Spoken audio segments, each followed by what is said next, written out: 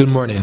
Ladies and gentlemen of the media, my name is Craig Herwood, and it is my duty and honor to present to you a new political party. A party dedicated to not only bringing economic solutions and prosperity to Barbadians, but also to bringing competence and good governance.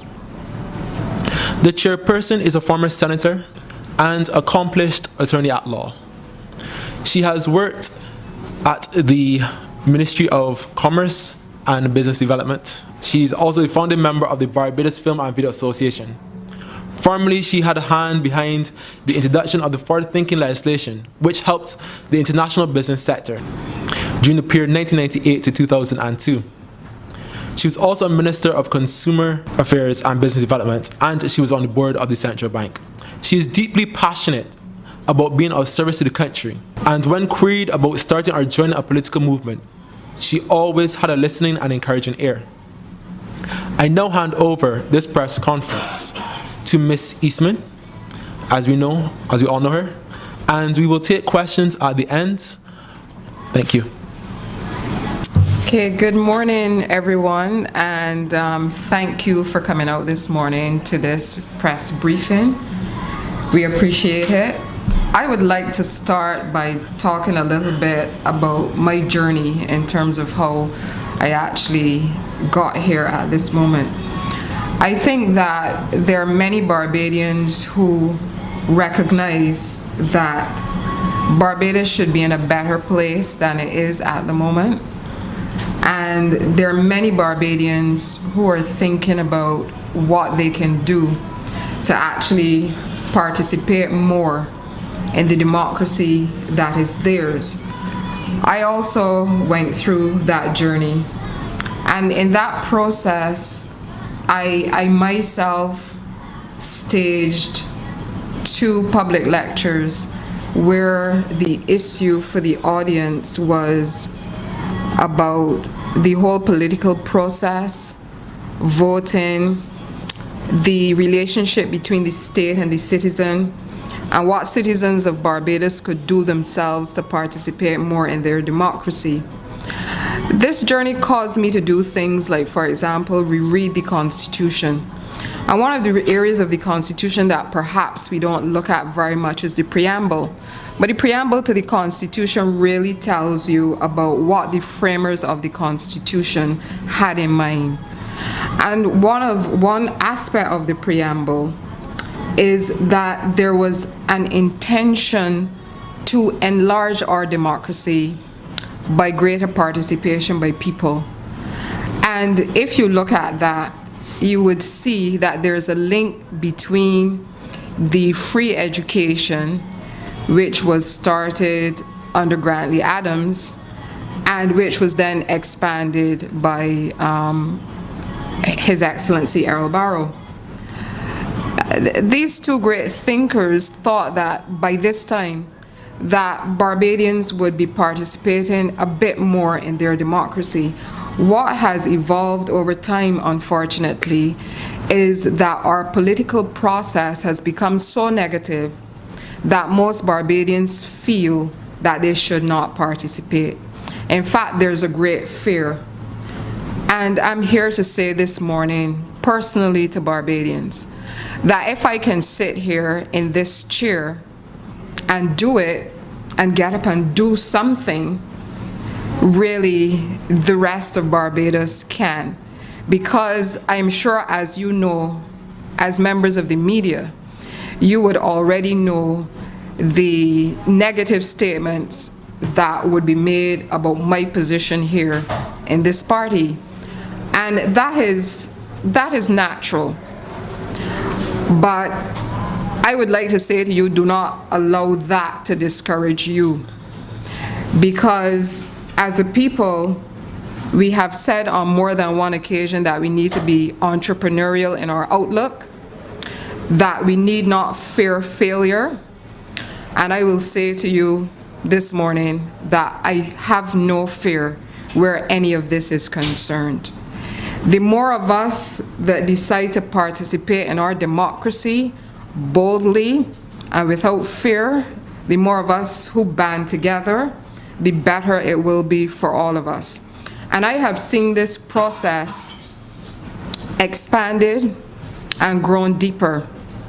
Over the past few years, we have seen examples of a movement, No to Cahill, which in my view was a successful movement.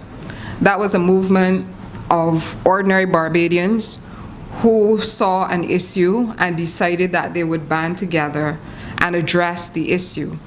So within a democracy, you can have pressure groups. However, where Barbados is at the moment, in my view, and in the view of a number of people who have joined with us, we believe that it is important to make an intervention at this point in time and to say to Barbadians, yes, we can do something new. Yes, we can do something better. And the idea of having new political parties is all part of the political landscape of Barbados. Every time there is a new one, there tends to be a response, oh, this has never happened before and it can't work. But there have been new political parties all along. The Democratic Labour Party was a new political party, which now people regard as a giant and one of these unmovable and unshakable parties. But when it started in 1961, they went into an election without even a full slate of candidates. And I really want to say to Barbadians, especially the younger Barbadians, those guys from the past are putting us to shame. Because without the education, without the technology, without the access to information that we are now privileged to have, they were able to do more innovative things, it seems to me. They seem to have been more fearless. Unfortunately, there's too much fear. And I want to say to you, if I can do this, you can join the movement too. And there is a movement. I have not only seen the Cahill, I have seen one woman mount her own demonstration in Barbados fearlessly. And I admire that. And there's more of that that we need to do. But if we are going to make change and make change quickly, there is a need for a new political party. Now, many people say that you can only have two main political parties. That is not true. If you look across the Commonwealth, because somehow our vision seems to be stuck on the United States, but if you look across the Commonwealth, you will see that there are many countries which have been operating multi-party democratic systems for many years. I would draw just one example. Within New Zealand, there are several parties, and because of this, they have moved on to have proportional representation, which in my view is the next step that one has to take. But even in the United Kingdom, where there isn't proportional representation, there are several political parties, and there are several political parties holding seats within the House of Commons. So there should be nothing new to Barbados and to Barbadians. And while it is that people believe that there's some historical record that says that Barbadians will not embrace a new political party, that's not true. We saw that with the National Democratic Party, that there was success where that party was concerned. I do not consider the efforts of the National Democratic Party to have been a failure at all. The NDP was successful, and at one point in time, they were actually the official opposition in the lower house.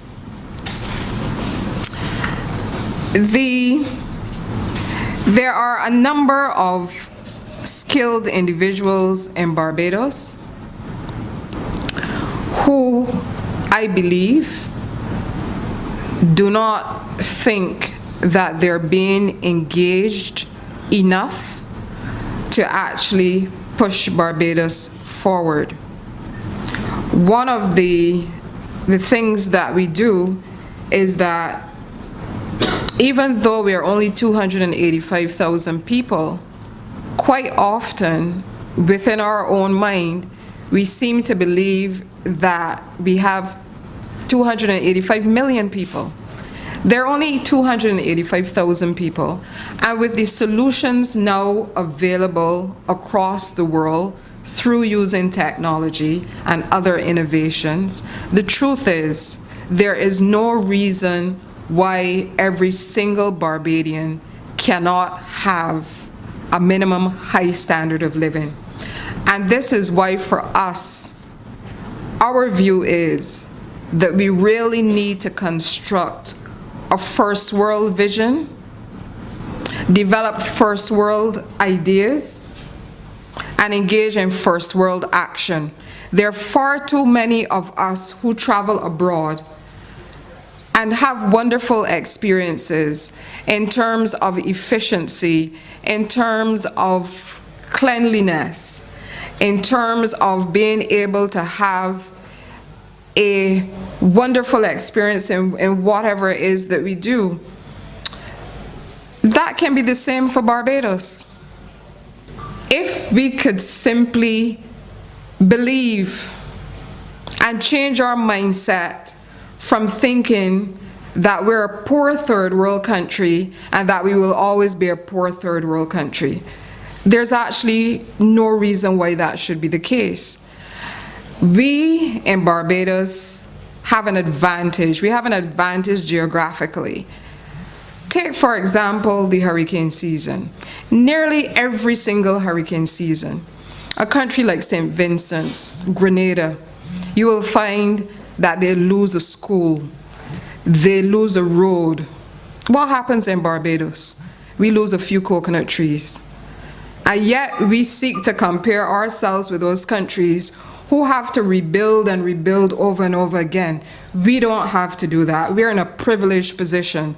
And the truth is, we should be much further ahead than we are. So that is the vision of the UPP. We want to push Barbados to first world status. Everything that we do should be at that level.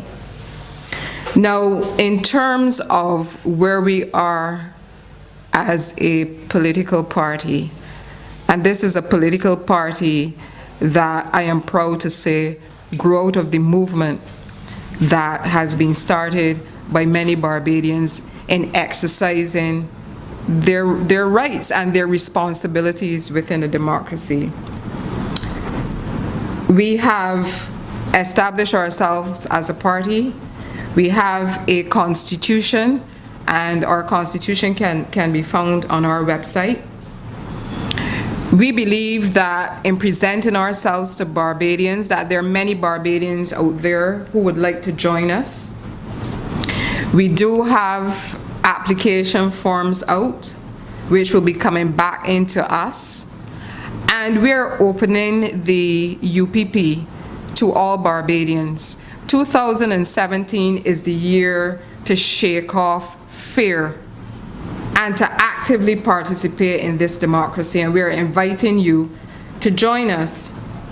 We in the UPP, and we believe in a united Barbados, so it is not our view that we should exclude anyone. So our intention is not to exclude non-business people. So we welcome people who are business people. We welcome community leaders. We welcome artists. We welcome all Barbadians. And when you go to our website, you will see that we have a clause in our core principles which speak to non-discrimination. So you can be of any age, because we're reaching the point in Barbados where now age discrimination is becoming an issue. You can be of any age, you can be a youth, you can be elderly, whoever you are, and you're interested in pushing Barbados forward to this first world status, we welcome you to to join us. Now, I just want to say a little bit too about the role that the media can play in this whole process. I have had my experience with the media. As you know, I was a member of another political party, and I understand quite well where the entire structure of the media is concerned. I understand that both of the major political parties in Barbados have individuals who act as political operatives within the media. We know that those persons will not give us the time of day. We know that some of them call themselves journalists. We know that some of them call themselves political analysts. But we know that they're operating within the sphere of the media, really, as political operatives for one of the two major parties. Not the entire media is like that. And I thank those of you who have come out to hear what we have to say today, because I don't think that you fall within that category. But I know that there are loose statements that are going to be made. I know that in treating our democracy in Barbados as though it is a plaything, there is a lot of reference to means by which you can lampoon people. People who take the opportunity to say, I want to serve my country. The response is to lampoon them. The response is to make negative and nasty statements about them within the media, in columns that are set apart from the usual news. The process is to have them on Facebook. Yesterday, I was attacked by one of the operatives of one of the political parties, even before I had this press conference. So we know that there's a possibility that the media could seek to kill us even before we start. And you probably have some power to do that. But I would say to you that if the media is going to play the role in a democracy that we see the media playing in other countries, the media would understand that it has a very important role to play in ensuring that democracy actually flourishes. And instead of making Barbadians afraid of the political process, I believe that a new Barbados in 2017 would actually be encouraging more Barbadians to participate in their democracy. This is the most important thing that we can do. Depending on who you put in Parliament, it will determine whether or not the gifts that we always thought that we could give to our children, which would be access to education and access to healthcare, that those things can continue. In my view, they can. The difficulty that Barbados has had, I believe, is that we have not linked our education to a modern new economy. So the brightest and best in Barbados are still being trained to be employees. They're not being trained to be entrepreneurs. Their mindset is not therefore one of being an innovator. We need employers. We need individuals who are going to create intellectual property. With the technology that we have now, there is actually, you can design just about anything. It doesn't have to be made in Barbados. The value of it is going to be in the intellectual property, the fact that you have created it, not that you have to build it. You can go to the most cost-effective place to build it if you want to. But we have known for a very long time that there are extremely talented people in Barbados. And usually we see these Barbadians come back to Barbados in November. where we give them an award. And it seems as though that if they'd stayed here, they would not have accomplished what they managed to accomplish. And I think that it is about time we say to our people, all of those great things that could be accomplished in a different setting, they can be accomplished in Barbados. But there are things that we will have to do. We've been talking about revamping the education system for a long time. And I spoke about that before. The type of individual that we're actually creating, we need to change that. We need to change that for the new economy, because one of the difficulties that we've had over the past few years, where the government has been battling with reducing the deficit and other things, is that the solution has been primarily being about raising taxes, increasing taxes on Barbadians. And there has been very little thought put on the other side, which has to do really with growth, creating jobs, looking for new avenues by which those several Barbadians whom we have educated, who are talented, can take those skills and that talent and actually create new industries. And it would be our intention to focus on that. There are individuals here who are involved in film, the film industry. We have not, as yet, really leveraged the music industry, which has been with us for a very long time. We look at the statistics internationally, and we see how countries are making money out of film and music. Then there's all the technology, software development, the building of technology applications. There's no reason why Facebook could not have been created in Barbados. We're bright enough to do it. But we need to instill that innovative and entrepreneurial spirit in our own people. And we've failed at doing that through the education system. And a lot of it has to do with the fact that within our culture, to fail is a death sentence.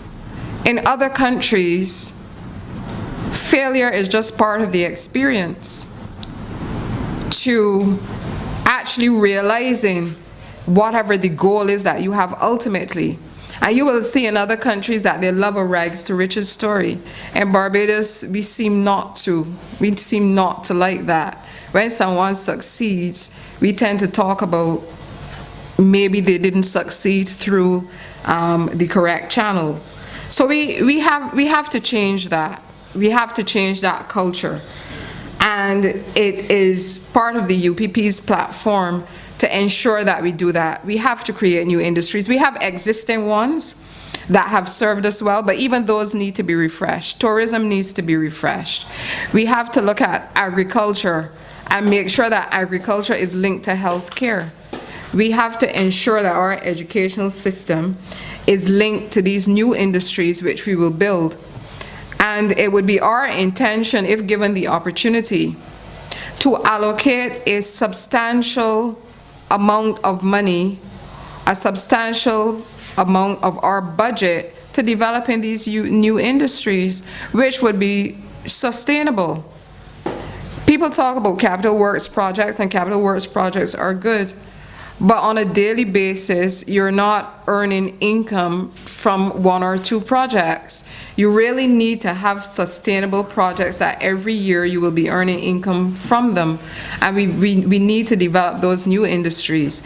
The international business sector, if I speak to that a little bit, has already developed the infrastructure for foreign investment, for how to deal from a tax perspective with any industry that's developed in Barbados. Some people seem to think that the international business legislation is limited only to financial services.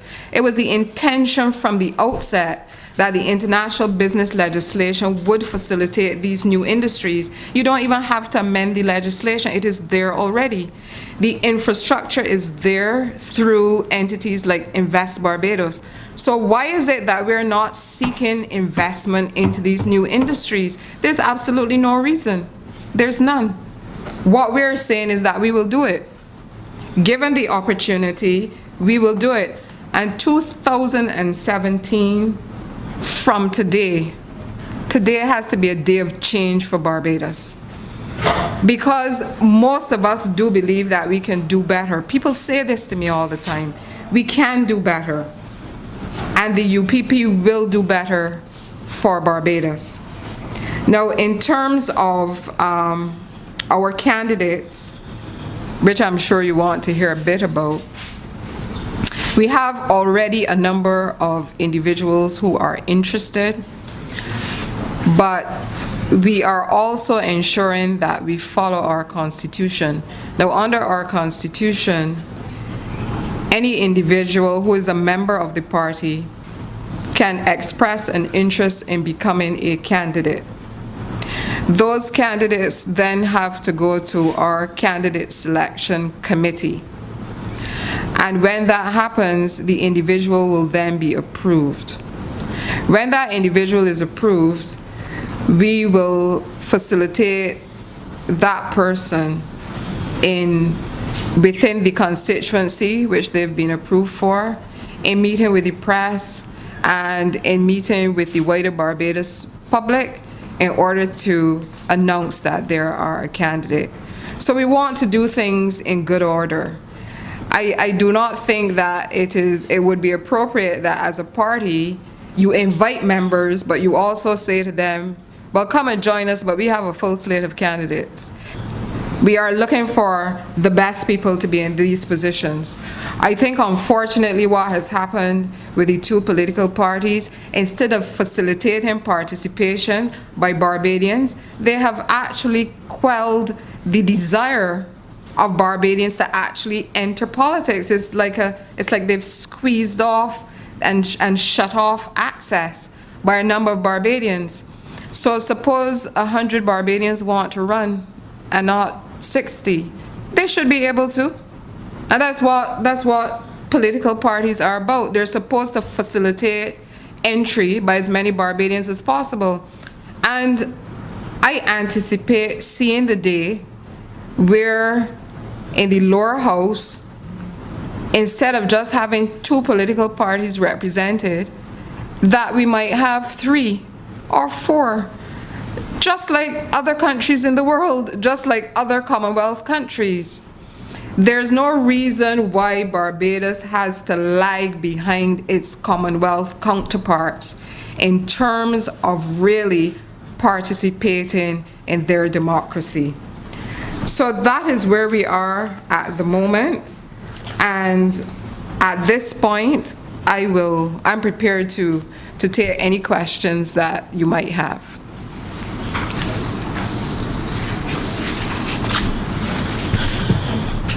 Yes, ma'am.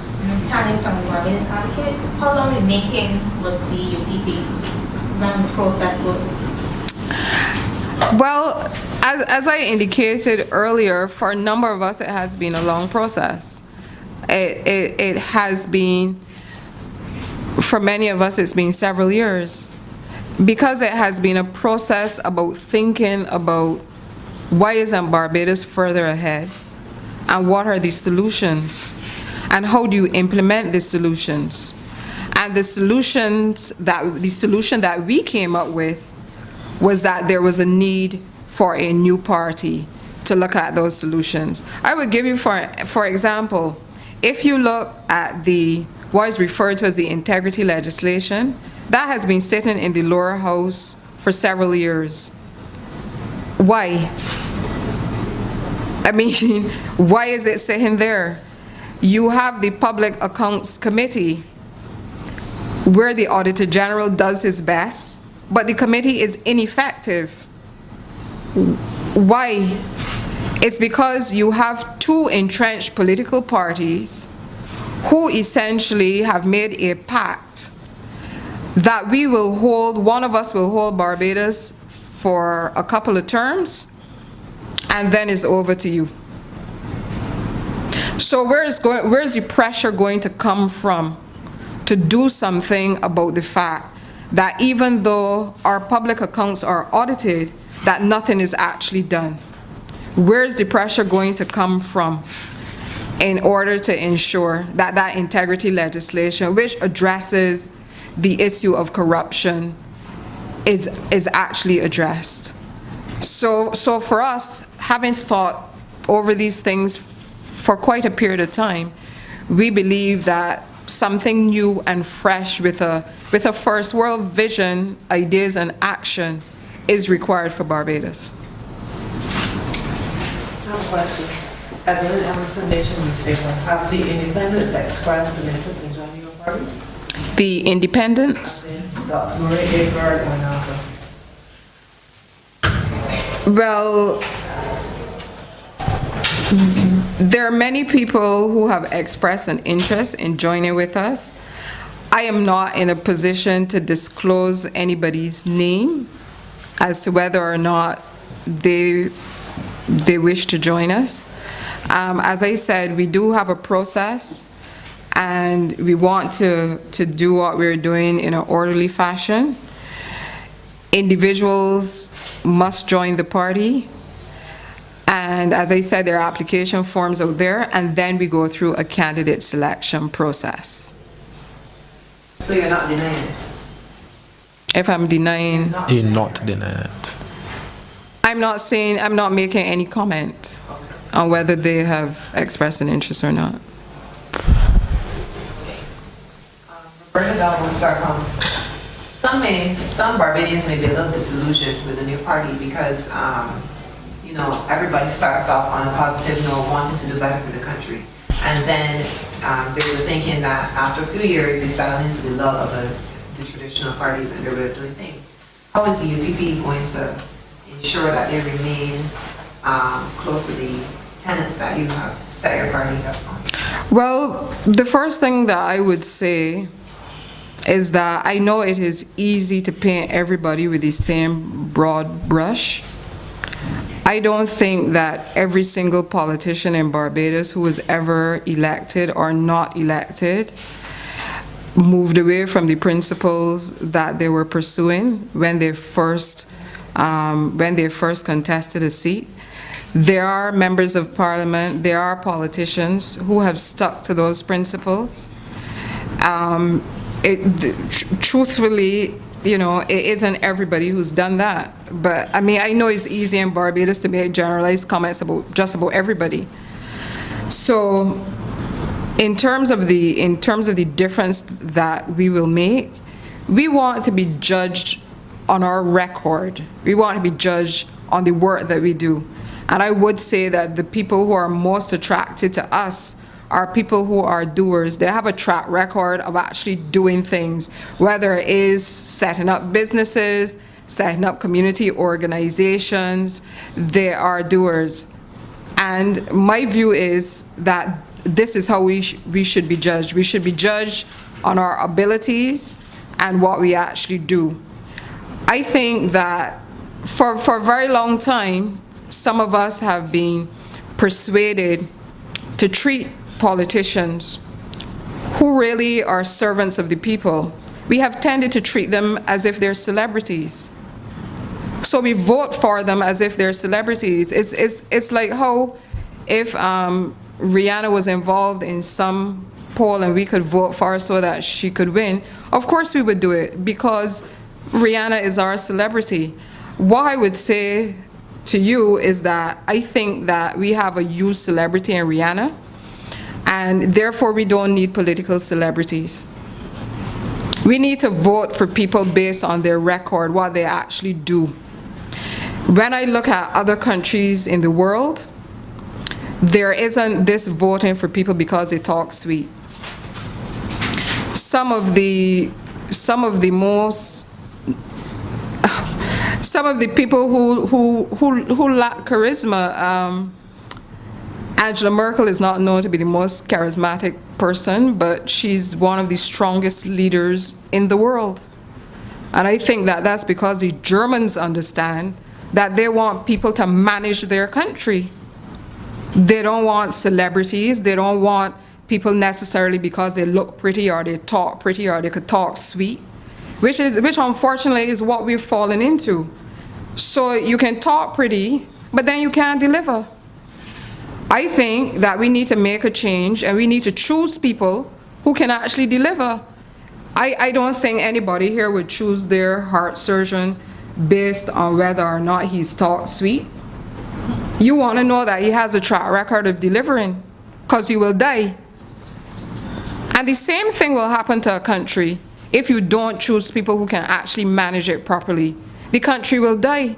We have seen countries fall into chaos. And people say, but how did that happen? It happens by choosing the wrong people who are not competent to run things. That's who you have to choose.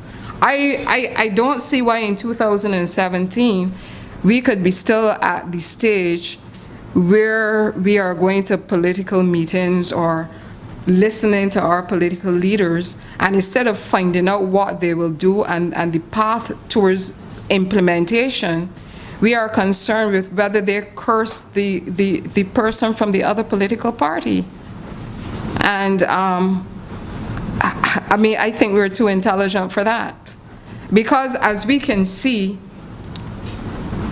you may do well on the political platform, you may be charismatic, you may carry a lot of rhetoric, but if when you get at the wheel, you can't actually manage the country, we are not going to do very well. We are going to suffer. I don't know if any of you look at the various indices that they have around the world. There was a time in Barbados when you look at the Human Development Index that Barbados was in the 20s and 30s. You know we're down to the 70s now? Or has it gone down to the 90s?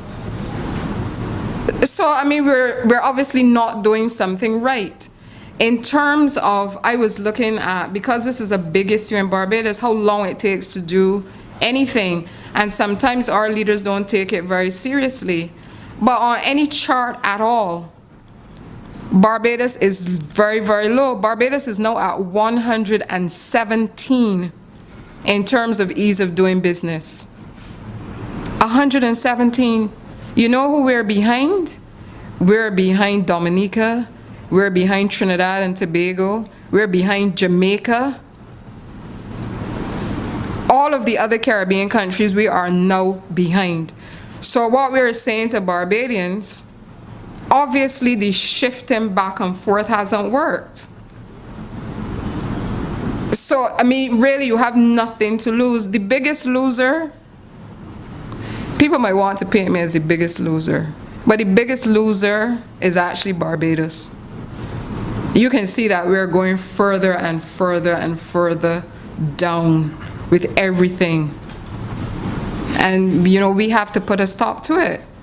All of the Barbadians out there who can hear me and you want to join with us, we welcome you. And we will be developing our policy platform from the ground up. We are not individuals who believe that we know everything. This might be a surprise to everybody, but politicians don't actually know everything. I don't know if y'all think that. I would not sit here and believe that I have the skills of an engineer. I would never believe that. I would never believe I have the skills of a person in information technology. So we are not going to write a manifesto and pretend that it is all of our thinking. We are going to collaborate with those who are willing to do so, to actually develop policies that are implementable and which will push us into first world status, and then we will present that. But we plan to work with all Barbadians who are willing to do so, because there are lots of talented Barbadians who could be living somewhere else in the world, but they want to be here because they love their country. Barbados is a wonderful place to live, but we want to have all of those amenities that people in first world countries have, and we have the capacity to do it. And that is what we're going to do. Do you think that, sorry, just one last question. Do you think that between now and January, you have enough time to go through candidate approvals and introduce them to Barbados? Yes, we have, we for sure, we do have the time to do that. Because I've been in the political process before, and maybe you have not noticed, but there are candidates that have come to the public far later than we will come. And some of them have even won. So as long as we get our message out to the public, and we have started to do that, even though in all instances we have not said the name of the party, but there are individuals who are on the ground already working. Essentially, Roberta asked the question I was going to ask, but just a quick follow-up. Do you have a timeline when you would announce to the public your full slate of candidates and introduce them to their various constituencies? Well, the candidates will be introduced on an individual basis, and the full slate should be in place before the last quarter of the year. What's your response been like so far to the UPT? January. You said you have people on the ground, so even if they didn't know, I'm sure people would have gotten an idea that there's a new political party on the ground. What's the response been like so far? It's been generally good so far. My name is Craig Herod once again, just for the record, for those who entered late. I have been in St. George, going around St. George South to be exact, just asking, what is the intent, or what do the persons think basically about the two political candidates, the White Sutherland and Esther Baisuku. That would be, if I am successful, that's where I would like to go. And the response has generally been very favorable. Persons have stated, they want to see some sort of change. And I do also note that St. George has been a weather bell, basically, in terms of the whole country. So based on that, I am hopeful. I would say as well that what we're certainly getting a lot of, as I said before, in terms of a response, what we're getting a lot of is that there are Barbadians who are attracted to what we're doing because they recognize that what we need is competence and proper management of the country and less rhetoric. Less rhetoric. So, and we've had people approach us without saying that they're interested in a political party, but they're interested in changing the political dynamic in Barbados. That's what a lot of people are interested in. So, coming out of that, we would then say, well, our intention is to form a political party, and you're welcome to join. Not everyone will necessarily join, but they're very supportive especially in dealing with the policy platform. One last question. During general elections then, will we see the UPP having large-scale political meetings with all of the flair that the other two political parties have? What's the strategy? Well, I can't tell you exactly what the strategy would be, but what we're going to do is to look at strategies that are effective. So it is left for anybody to determine how effective it is to put on $1 million FET. How many votes do you get? So, as I said, we'll have to look to see what is effective. Thank you very much to the media, and we would like to remind the media and Barbadians that the UPP isn't just another political party. The efforts is ready to bring the opportunity to participate, the opportunity for Barbadians to take part. And again, we send out the call inviting all Barbadians, all walks of life, to want to visit our website, you can also give us contact us if you're interested in participating at your own level, in your own way. And so, again, thanks to you Barbadians for giving us the opportunity and reminding us that we have the opportunity to participate in our democracy. Thank you. Thank you. Thank you, media. Thank you.